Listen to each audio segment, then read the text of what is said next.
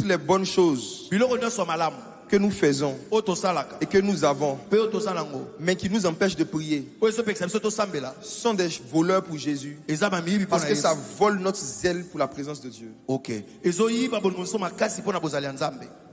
Caverne de voleur numéro 1. Le mariage. Le mariage. Que dis-je? Le désir de se marier. Je parle, je parle au célibataire. Je parle au célibataire. Le désir de se marier. Je parle premièrement à ceux qui sont célibataires en Christ. Les bundeurs et les bundeuses célibataires. Pensez à son futur mariage. C'est humain et c'est biblique. Prier pour son futur mariage. C'est humain et c'est biblique. Mais quand le désir de te marier devient plus fort dans ton cœur que le désir d'intercéder, d'évangéliser et de servir Dieu, et que ça devient ton seul sujet, ton sujet principal quand tu pries, tu as transformé ta vie chrétienne en une caverne de voleurs. Mes frères et sœurs, avez-vous remarqué que Adam n'a jamais prié pour le mariage?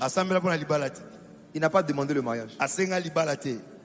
Adam n'a jamais dit à Dieu, il n'est pas bon que je sois seul.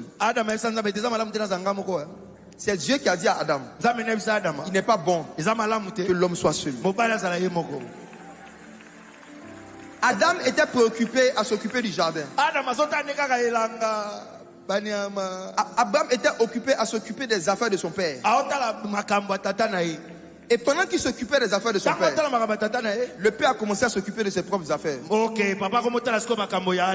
J'ai un secret pour vous. Dieu voit mieux nos besoins quand nous le servons que quand nous nous lamentons. C'est pendant que Ruth faisait le service dans le champ de Boaz que Boaz l'a vu.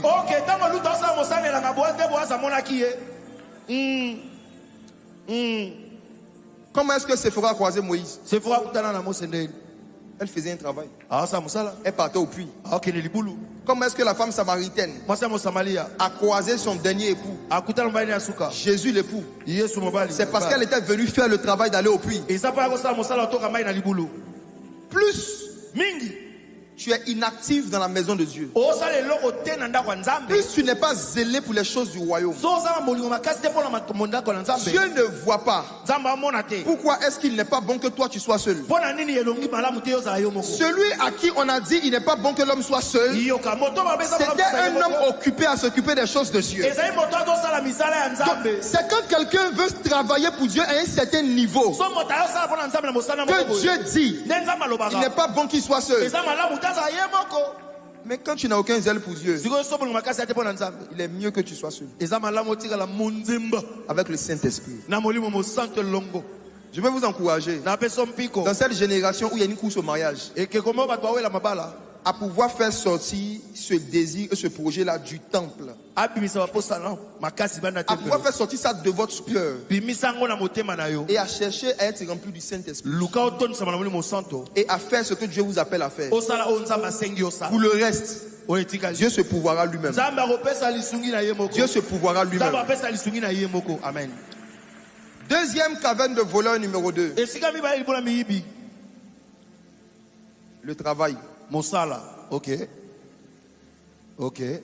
Je vais au bureau.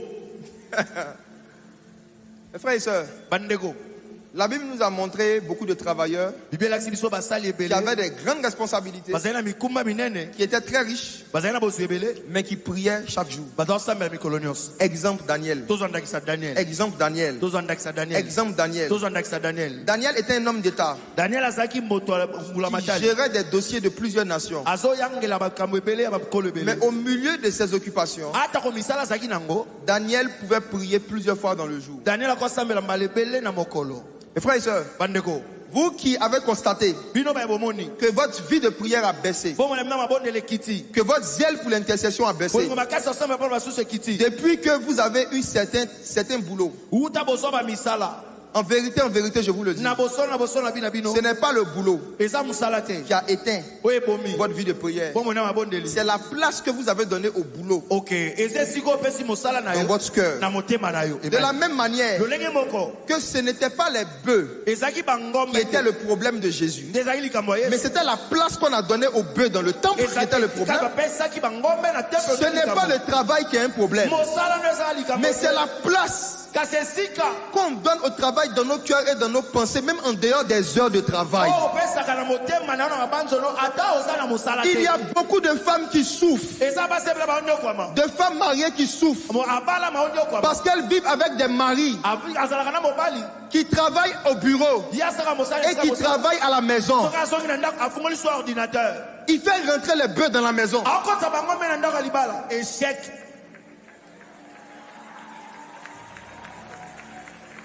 Il y a beaucoup de femmes qui souffrent. Parce que quand le mari sort de la maison et qu'il va au travail, il n'emmène pas les choses de la maison au travail.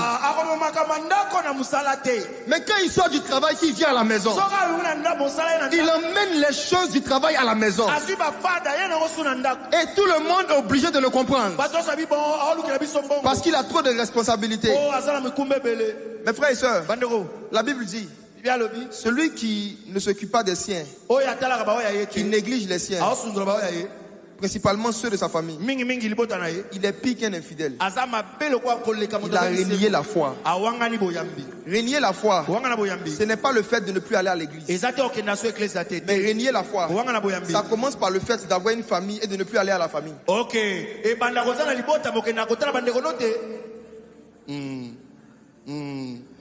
Quelle est la place que ton travail occupe en dehors des heures de travail? Est-ce que finalement, le diable ne t'a pas béni?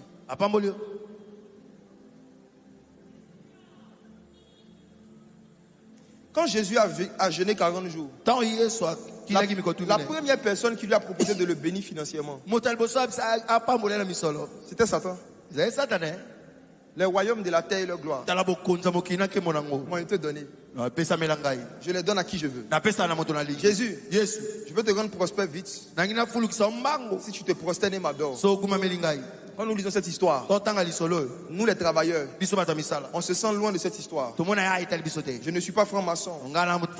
Je ne suis pas sataniste. Je ne me suis pas prosterné devant le diable. Mais vous savez la vérité c'est quoi? Se prosterner devant Satan. Pour le faire, on n'a pas besoin de rentrer dans la franc-maçonnerie. Se prosterner, c'est se mettre en dessous d'un système. Se soumettre à un système. Tout système auquel tu te soumets est une adoration envers le Dieu qui a créé le système. Pourquoi la Bible dit ne vous conformez pas au siècle présent? Parce que le Dieu de ce siècle, c'est le diable. Le système de travail que Satan a mis en place, c'est le fait de travailler 7 jours sur 7, 24 heures sur 24. Le système de travail que Dieu a mis en place, c'est travailler 6 jours et avoir un jour où on ne fait rien qui concerne le travail. Dieu travaille 6 jours sur 7. Satan travaille 7 jours sur 7. Voici l'équation. Tout travail que tu fais qui t'oblige à travailler 7 jours sur 7 est un travail conduit par Satan. Tous ceux que Dieu fait travailler et tous ceux qui travaillent à la manière de Dieu ont toujours au moins un jour consacré exclusivement à Dieu. En Europe, pourquoi est-ce que c'est difficile que le réveil se répande dans une certaine ampleur comme en Afrique? À cause d'un Dieu qu'on appelle le travail. Certains ont 3 boulots, 4 boulots, 2 boulots, parce que la vie est difficile, la vie est chère. Parfois des gens peuvent habiter dans le même bâtiment, et ne pas avoir le temps de pouvoir se saluer et se voir pendant des mois. Les gens ont le temps pour tout sauf pour Dieu. Les gens courent derrière l'argent de façon effrénée. Et quand même ils rentrent le soir à la maison de Dieu, le temple de Dieu, dans leur cœur, Satan fait tout pour emmener les bœufs et les pigeons à l'intérieur. Ah, n'oublie pas tel client tu dois voir. Ah, n'oublie pas tel dossier tu n'as pas terminé hier. Ah, n'oublie pas tel projet tu dois faire là-bas. Et tu penses au travail, en dehors du travail, pendant le travail. J'ai une bonne nouvelle pour toi. Pendant Bunda, et surtout ce soir, la parole de Dieu va venir comme une épée à double tranchant pour séparer dans ton cœur ce qui vient de l'esprit et ce qui vient de l'amour encore de la chair. La parole de Dieu va t'aider à faire une séparation dans tes pensées. À quel moment il faut accorder du temps à penser aux choses du travail, et à quel moment il faut s'arrêter pour penser aux choses de Dieu. Que Dieu t'aide à y arriver au nom de Jésus. Que Dieu t'aide à y arriver au nom de Jésus. Voici. De la même manière que vendre des animaux dans le temple était une bonne idée, mais que cette bonne idée a été détournée par l'ennemi pour tuer l'atmosphère de prière, il y a plusieurs bonnes idées que nous avons eues dans notre marche avec le Seigneur. Plusieurs bonnes idées d'activité, plusieurs bonnes idées de programme que nous avons eues dans notre temps d'intimité avec le Seigneur, mais qui s'est transformée en caverne de voleurs progressifs. La bonne idée numéro 1, c'est de se dire: je dois beaucoup travailler pour devenir riche le plus vite possible, pour sortir ma famille de la souffrance et pour financer l'œuvre de Dieu. Je veux devenir riche le plus tôt possible. Je veux devenir riche le plus vite possible pour enlever ma famille de la souffrance et financer l'œuvre du Seigneur. C'est une très bonne idée. C'est une très bonne idée. Mais mes frères et sœurs, l'apôtre Paul, dans 1 Timothée, chapitre 6, verset 9 à 10 que nous allons lire, nous a donné les inconvénients, les pièges de cette bonne idée. Je vais lire à partir du verset 9. 1 Timothée 6, verset 9. Mais ceux qui veulent s'enrichir tombent dans la tentation, dans le piège, dans beaucoup de désirs insensés et pernicieux, qui plongent les hommes dans la ruine et la perdition. Car l'amour de l'argent est une racine de tous les maux. Et quelques-uns, en étant possédés, se sont égarés loin de la foi. Ils se sont jetés eux-mêmes dans bien de tourments. Ils se sont jetés eux-mêmes dans bien de tourments. Ils se sont jetés eux-mêmes dans bien de tourments. Frères et sœurs, ce verset doit faire peur à tous les hommes d'affaires qui ont des chiffres d'affaires et des objectifs d'affaires très élevés qu'ils veulent atteindre le plus tôt possible. Vouloir s'enrichir, l'apôtre Paul dit, ce n'est pas mauvais. Mais vouloir avoir une richesse pour soi-même, quand on dit s'enrichir, c'est être riche pour soi, pas pour Dieu. Ceux qui commencent à chercher beaucoup d'argent, pas parce qu'ils ont un zèle pour la maison de Dieu, mais parce qu'ils ont un zèle pour leur propre maison, leur propre problème. Il dit ils tombent dans la tentation, dans le piège. Il n'a pas dit les pièges. Ça veut dire qu'il y a un piège par excellence dans lequel tombent tous ceux et celles qui commencent à poursuivre de façon effrénée la richesse. Le piège. Le piège. Je me suis demandé pendant des années, le piège, c'est quoi? À cause de ce verset, j'avais pendant un moment de ma vie renoncé au désir de chercher à m'enrichir. Parce que je ne voulais pas tomber dans le piège. Je me suis dit, il faut que lorsque ce piège vienne sur mon chemin, que je le détecte, que je le reconnaisse. Le piège. Proverbe 23. Verset 4 à 5. Proverbe chapitre 23. Verset 4 à 5. Paul dit que ceux qui veulent s'enrichir tombent dans le piège. Et le piège les jette dans des tourments. Et j'ai cherché dans ma Bible. Qu'est-ce qui peut être à la source des tourments de l'homme? Et parmi les choses qui tourmentent l'homme, la chose principale qui a été citée par un homme riche, qu'on appelle Salomon, est la suivante. Proverbe 23, verset 4. Ne te tourmente pas pour t'enrichir. N'y applique pas ton intelligence. Veux-tu poursuivre du regard ce qui va disparaître? Car la richesse se fait des ailes. Comme l'aigle, elle prend son envol vers les cieux. Amen. Amen. Mes frères, voici le piège. Salomon, qui a été l'un des hommes les plus riches de tous les temps,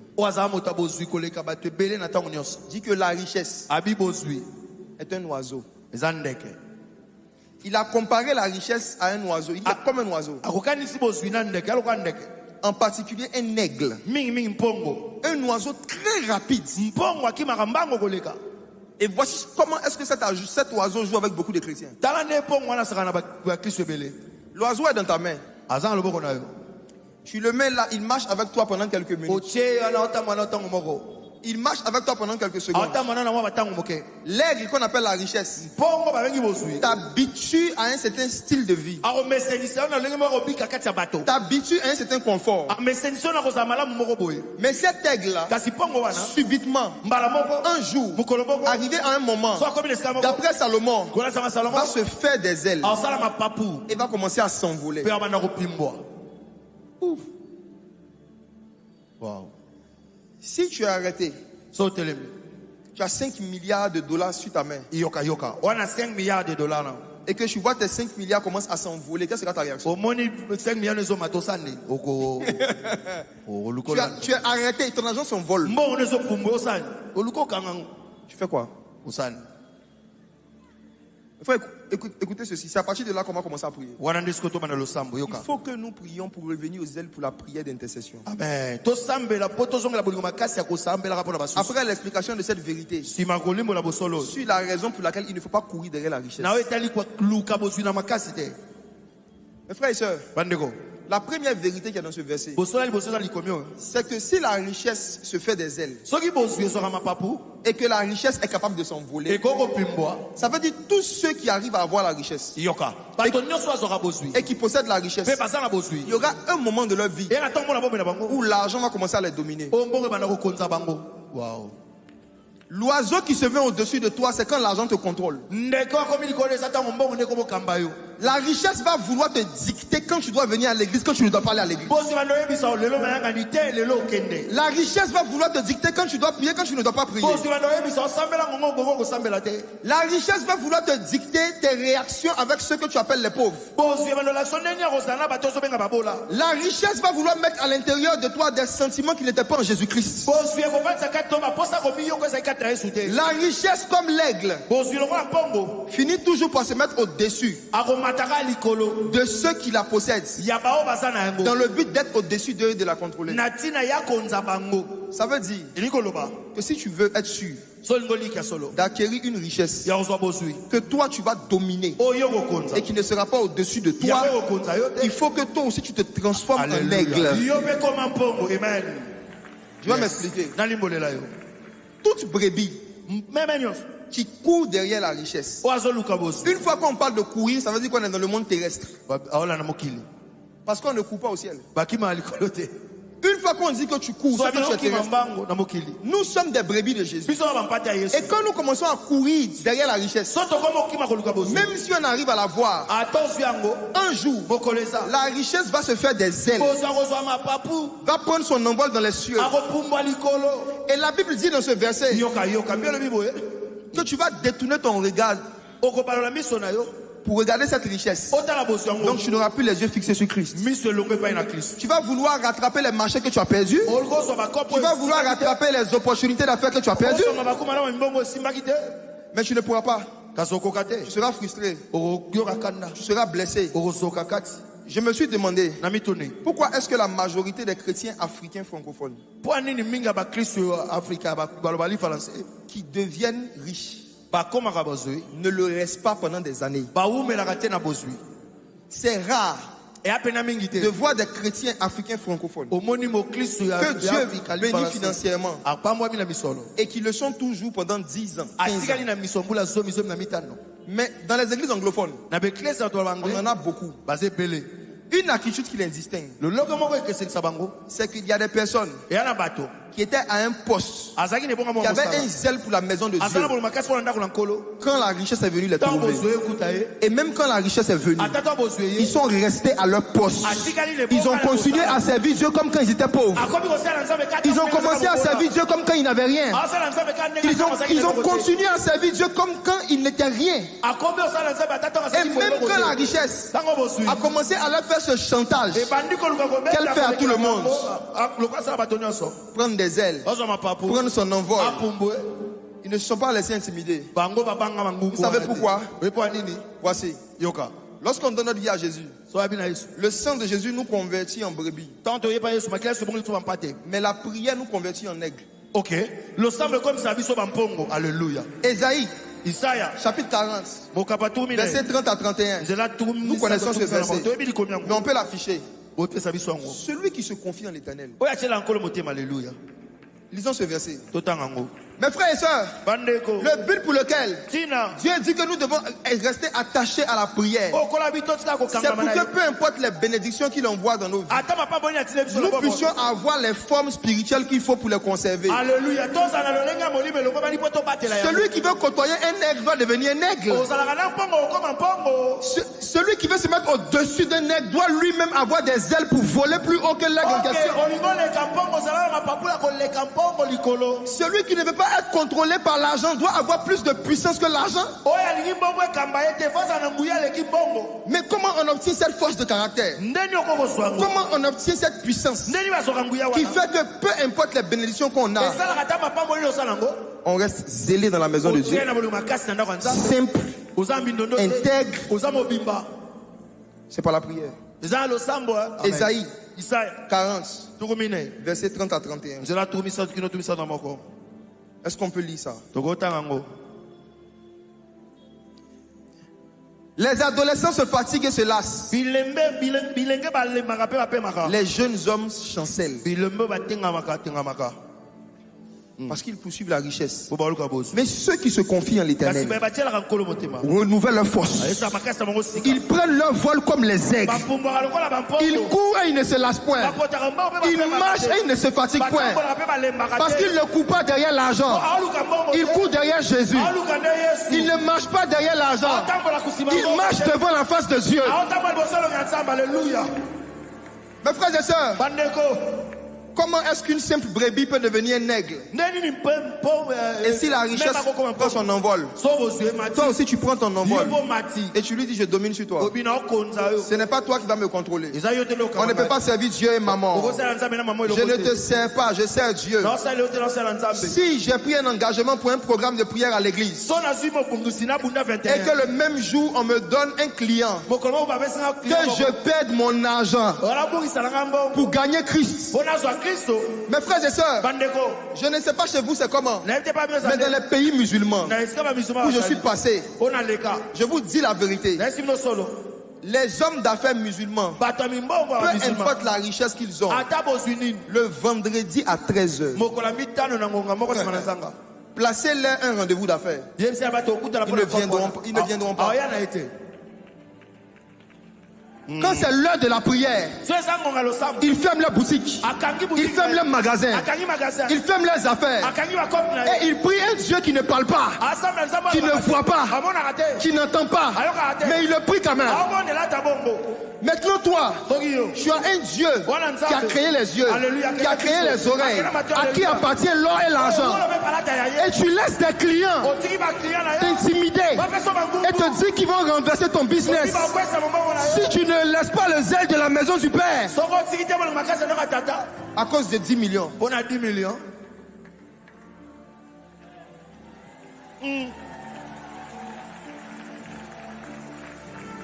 Ceux qui se confient à l'Éternel deviennent eux aussi des aigles. Donc ils côtoient la richesse. Alléluia. La richesse est spirituelle. La richesse est spirituelle. On peut l'avoir juste en travaillant. Mais elle ne peut être conservée que par une force spirituelle. Jeunes gens, vous qui êtes encore dans le monde, la majorité de vos stars de musique sont endettés. La majorité de vos influenceurs sont les gens les plus endettés du monde. Beaucoup de stars de la musique païenne montrent une richesse qu'ils n'ont pas en réalité. Vous savez pourquoi? Parce que la richesse est un oiseau. Eux, ce sont des serpents. Ils sont de la postérité du serpent. Quand la richesse leur échappe, ils vont prendre des crédits. Ils commencent à vendre de la drogue. Ils commencent à faire des choses qui ne sont pas intègres pour pouvoir réavoir les montants qu'ils avaient. Parce que ce ne sont pas des aigles. Mais en ce qui nous concerne, nous les fils du royaume, nous les disciples de Jésus, notre Seigneur et Sauveur, par son sacrifice à la croix, par son sang qu'il a versé, nous a donné la capacité de nous transformer en différents animaux en fonction de la circonstance. Lorsqu'on veut le servir dans sa maison, dans 1 Corinthiens 9, il nous appelle les bœufs. Lorsqu'on veut juste suivre le bon berger, il nous appelle les brebis. Lorsque nous voulons aller en mission, il dit soyez simples comme des pigeons. Lorsque nous voulons côtoyer la richesse, il nous dit priez en esprit.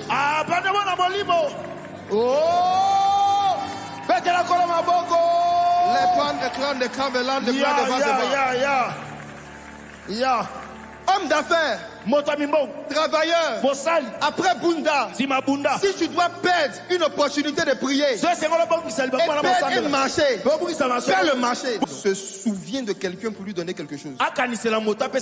C'est Dieu. C'est Dieu.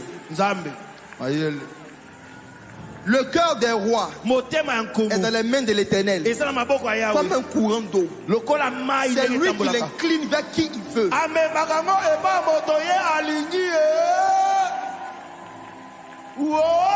Ne pense pas que parce que tu as manqué un rendez-vous d'affaires, parce que tu voulais manifester le zèle de la prière, tu as perdu pour toujours un marché. Je vais te poser une question. Salomon était l'homme le plus riche de son temps. Homme de Dieu. Oui, boss. Il faisait quel travail? Salomon faisait quoi de ses journées?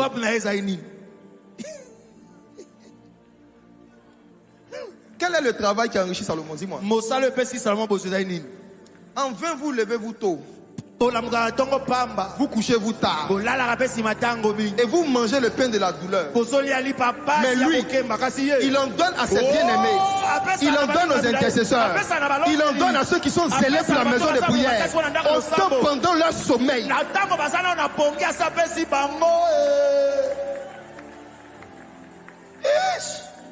Salomon faisait quel travail? À pas prier et méditer. Le travail de Salomon. Regardez la nature. Je vois une fourmi qui passe par là. La fourmi est sage. Paresseux, va vers la fourmi. Considère ses voies. Salomon méditait sur la nature. Il méditait sur les animaux. Il passait du temps avec l'esprit de prière et l'esprit de la parole. Et des rois de différents pays commençaient à penser à lui et venaient lui donner des marchés. Il y a une dimension dans le domaine des affaires où ton chiffre d'affaires peut être scandalisant pour des païens, au point où ils vont se demander qui est le Dieu de cet homme. L'apôtre Pierre, avant de croiser Jésus, il avait passé toute la nuit à pêcher, mais il n'avait rien pris. Mais une seule conversation avec Jésus, un seul temps de prière personnelle, il a pris plus de poissons qu'il n'en a jamais vu de toute sa vie. Il avait jeté son filet sous l'eau. C'est pourquoi il avait échoué. Beaucoup d'hommes d'affaires jettent leurs filets sur leur diplôme, sur leurs contacts, sur leurs expériences. Voici pourquoi ils n'arrivent pas à prendre le chiffre d'affaires qu'ils cherchent. Mais Pierre a dit, j'ai jeté mon filet sur l'eau, je n'ai rien pris. Suis ta parole, suis ta parole, suis ta parole, suis ta parole, je jetterai mon filet. Les poissons de Pierre ne sont pas sortis de l'eau, ils sont sortis de la parole. Il y a de la parole de Dieu. Tout ce que tu es en train de chercher qui te pousse à négliger la prière, il y a dans la vie de prière tout ce dont tu as besoin. Ce soir, je termine avec ceci. Comment se transformer de brebis en un aigle qui peut voler et côtoyer toutes les bénédictions spirituelles dans les lieux célestes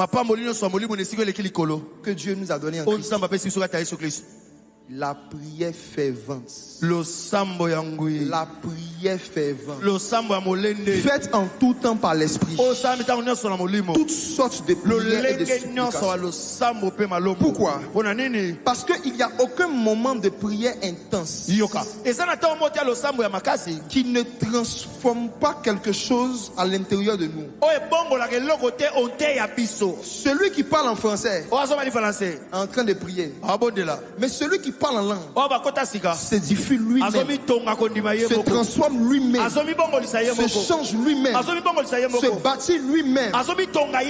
Jésus a pris Pierre, Jacques et Jean, il les a emmenés sur la montagne de la transfiguration. Et c'est l'expérience qu'on va vivre tout à l'heure. Jésus a commencé à prier, prier. Arrivé à un moment, la Bible dit que son aspect changea. Son aspect changea. Et Moïse et Élie sont venus. Et ils ont commencé à avoir une conversation avec Jésus. Mes frères et sœurs, l'heure vient et elle est déjà venue où nous allons reconnaître, comme il est écrit dans Romains 8 verset 26, que nous ne savons pas ce qui est convenable de demander dans nos prières.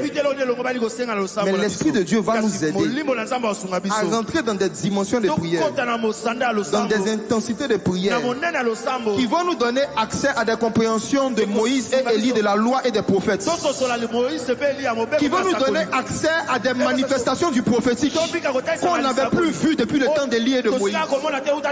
Je crois que la dimension prophétique dans laquelle beaucoup d'enfants de Dieu opèrent est basse parce que leur niveau de prière est bas.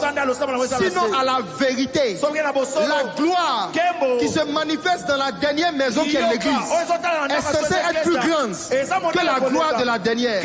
La dimension prophétique dans laquelle Daniel opérait n'est rien comparé à celle que Jésus-Christ a ouverte sur la croix en déchirant le voile. Chaque dimension de puissance, chaque dimension de l'esprit de prophétie est cachée par un voile. Et on déchire les voiles en poussant un cri. Le but de la prière, c'est de crier en esprit pour pour que les voiles se déchirent et qu'on accède à des dimensions de plus en plus précises, de plus en plus puissantes de l'Esprit de Jésus. Est-ce qu'il y a quelqu'un qui sent une envie de déchirer le voile ce soir avec moi? Quelle est la dimension spirituelle que tu veux atteindre, mais que tu n'arrives pas à atteindre? Homme d'affaires, quel est le chiffre d'affaires que tu veux atteindre, mais que tu n'arrives pas à atteindre? Chers parents, vous dont les enfants sont inconvertis, mais qui craignez Dieu, c'est parce que vos conseils ne touchent pas leur cœur. Vos conseils ne touchent pas le cœur de vos enfants. Parce que le Dieu de ce siècle a mis un voile sur l'intelligence, a mis un voile sur le cœur, pour ne pas qu'il voit briller la splendeur de l'évangile. Mais quand le zèle de la maison du Père, quand le zèle de la prière te dévore, tu diras au Seigneur, je ne mettrai plus jamais l'argent avant toi. Je ne mettrai plus jamais mon travail avant toi. Je vais arrêter de dire que je n'ai pas le temps de prier parce que je suis fatigué. Je vais arrêter de dire que j'ai stoppé mes temps de jeûne parce que j'avais trop de travail. Je ne fais plus mes veillées de prière personnelles parce que je suis trop occupé. Je ne lis plus les longs chapitres de la Bible parce que j'ai des responsabilités. Ce soir, si tu reconnais qu'il y a une dimension de prière dans laquelle tu étais avec Dieu et dont tu es sorti, le ciel est ouvert. Si tu peux commencer à prier là où tu es, vous dites Père, Père, Père, l'argent, le travail, les occupations sont devenus des voiles qui m'empêchent de rentrer dans ta puissance, qui m'empêchent de rentrer dans ta présence. Que le voile se déchire ce soir. Que le voile se déchire ce soir. Restons notre intimité. Restons notre relation. Alam s'éclate de Kamen de Vledevas. Allons-y. Et platouen des ski plan douen des plats de Kové. Walios que plande Aprata kapale problème doski pali amendo pali abom de les problèmes de l'esque pali abe. Plus tu pries, plus tu te fais des ailes comme un aigle. Plus tu pries dans le monde spirituel, les ailes que tu as perdues, l'agilité prophétique que tu as perdue, tu commences à la voir. Plan d'escavar et plan d'osquivi, plan disque baile. Oh, et plan d'esquivar. Ramène nos cœurs dans la prière. Ramène nos cœurs dans l'intercession. Ramène nos cœurs dans la communion avec ton esprit. L'homme plein d'asca, plein d'opader. Au plein d'osque, la dile. Prends la com d'esqui, plantos que pae. Et la prandosca plaki à la com de lever. Ira se plan d'hiver, la flamme d'écho, il avait. Esprit de prière, esprit de prière, règne, règne, esprit de Dieu, règne, là où l'argent régnait, esprit de prière, Dieu a renversé le règne de l'argent, là où le problème du quotidien régnait, esprit de prière, Dieu a renversé ce problème. Blandas kamande la deblé et rataka patoanda clemens café. Règne, règne. Puissant esprit de Dieu.